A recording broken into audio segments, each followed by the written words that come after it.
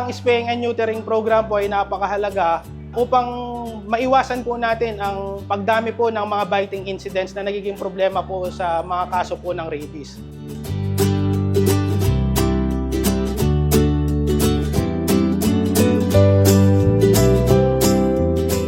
Nandito po tayo ngayon sa City Veterinary Office para po sa ating buwan-buwan na Spay and Neuter program. Since 2017 po, kasama na po natin ang International Wildlife Coalition Trust na sila po ang sumusuporta sa atin upang maibigay po natin itong libreng serbisyo sa spaying and neutering po ng ating mga dogs and cats. Sa pangunguna ni Mayor Susan Yap upang masuportahan po natin ang mga pangangailangan po ng ating mga pet owners, especially po sa spaying and neutering.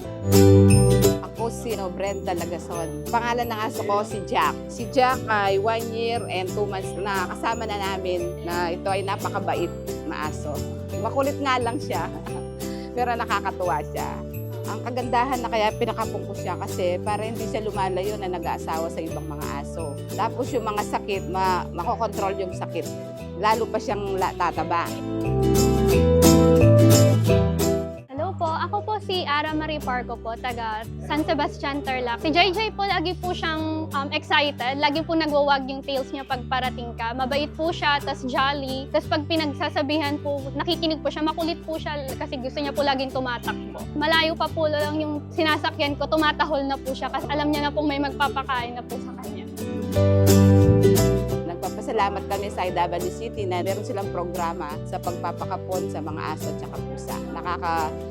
Sila ng sakit ng mga aso. Saka sa City Vet Office, malaking salamat po sa kanilang lahat.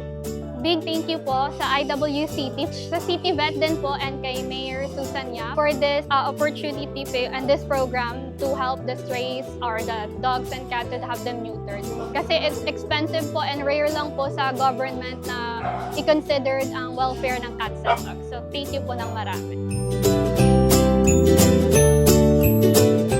Makiisa po sa ating advokasya sa pagiging responsible pet owner at alagaan po natin ng maayos at pabakunahan po natin taon-taon against sa rabies po. Libre po ang bakuna ng rabies sa ating mga aso at pusa. Dalhin lamang po ninyo ang ating mga alaga sa City Veterinary Office.